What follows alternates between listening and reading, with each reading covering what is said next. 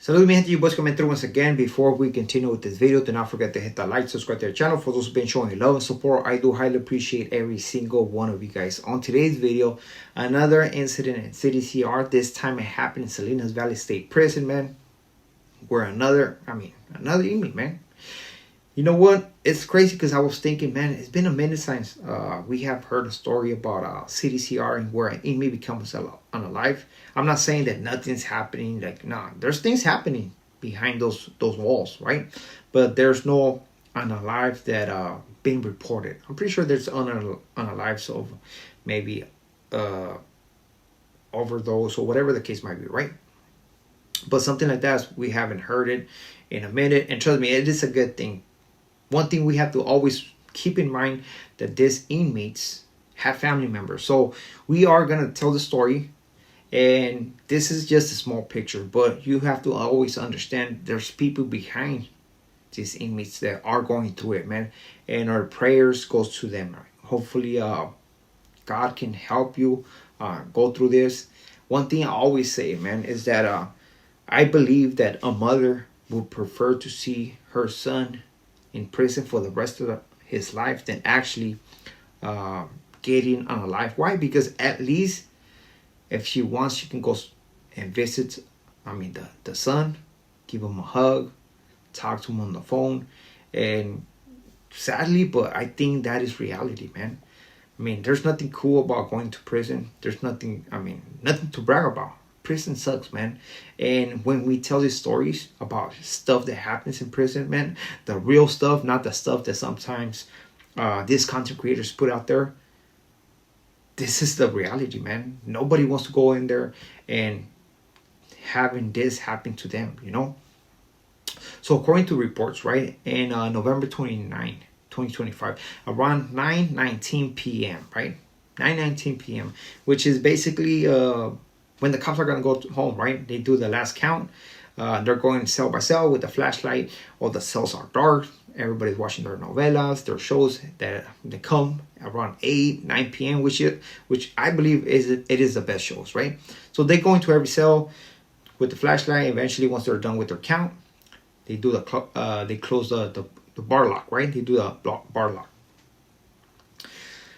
Now, as the cop is doing this, man, he came across the cell, right? In the cell of Inmate Torres, and Inmate Farias.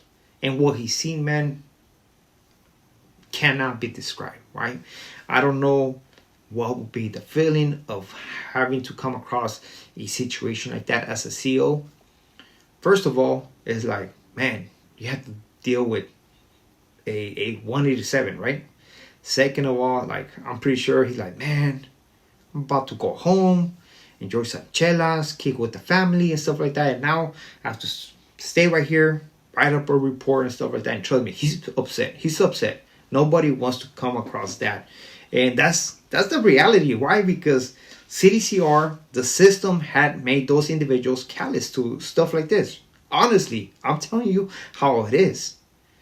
Cops, inmates have become callous to situations like this, and where when somebody sadly passed away, it's like, man, this incident just messed up my program. I'm just keeping it real, right? So once this cop approaches the cell, of course, he's going to hit the alarm. He's going to tell the inmate, hey, man, come over here. So inmate Farias approaches the cell, gets the handcuffs. Of course, his partner goes to that cell and say, hey, man, what's going on? Look, this is what's going on. They take that inmate, put him in the shower to make sure that he don't clean up, no rinse out any type of evidence, which, I mean, honestly, man, this guy had all day to do what he was going to do, right? I don't know how people didn't hear what happened, because trust me, if you are the neighbor, you're going to hear all the commotion that's going on. But 8:30 program is done. At 8:45, that's the last phone call. And you can hear everything. Those buildings are super quiet. Those buildings are super quiet, right? And I don't know. I can't say it, right? I can't say it. Sometimes I believe that some cops might play the part, but sometimes when they close the door, they put music. I mean, it is understandable, even though they don't supposed to be doing that. But maybe that's why people don't hear that, or the cops don't hear what happens outside. So once they do that, they put this inmate Farias in the shower, right? They go inside the cell and do the chest compressions.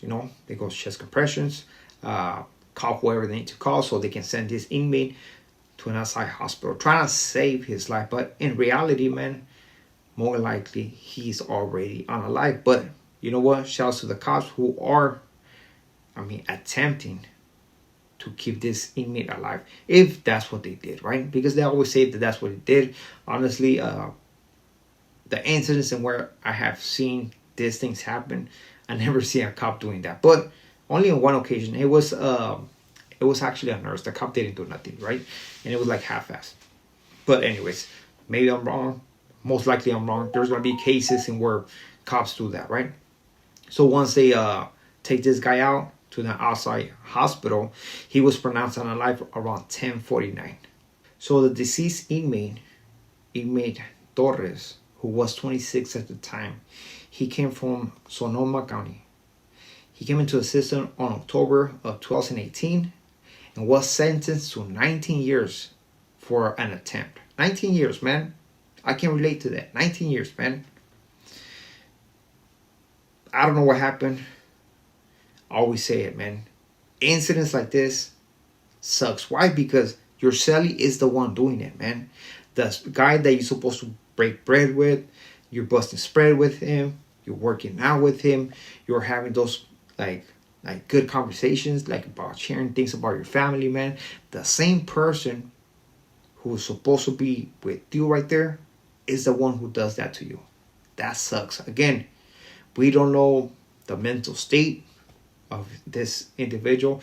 We don't know if sometimes you come across Cellis, they act too cocky, and people get tired, man. People are like, what? Push you to that limit, and eventually you do the unthinkable, and what happens? You spend the rest of your life behind bars. As for the alleged aggressor, right, the Celli, inmate Farias, he was 39 years old at the time, or as we speak, he's 39 years old. He came from Fresno County, went into the system in August of 2005, right?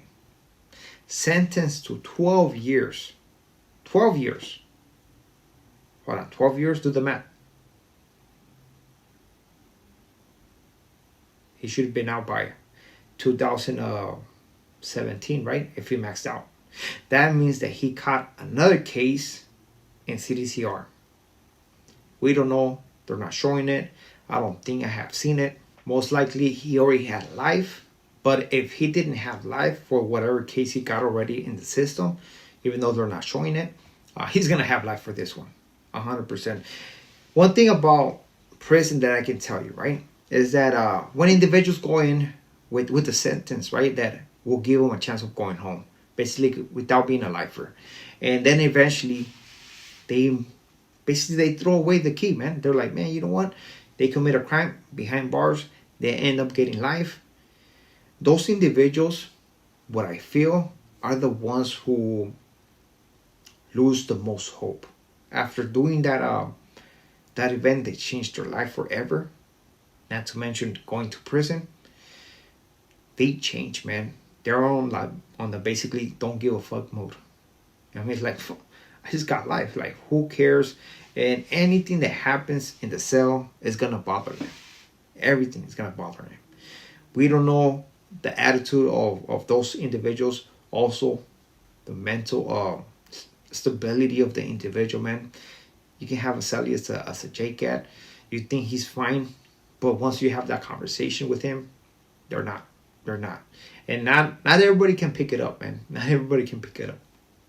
But it's pretty obvious. But we don't know what happened. What was the case that would lead this inmate to go after his Celli, man?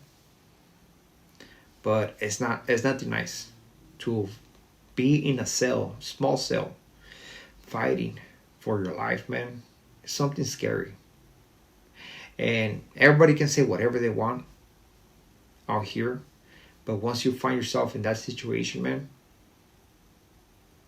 you can't speak on it, man. Like, trust me.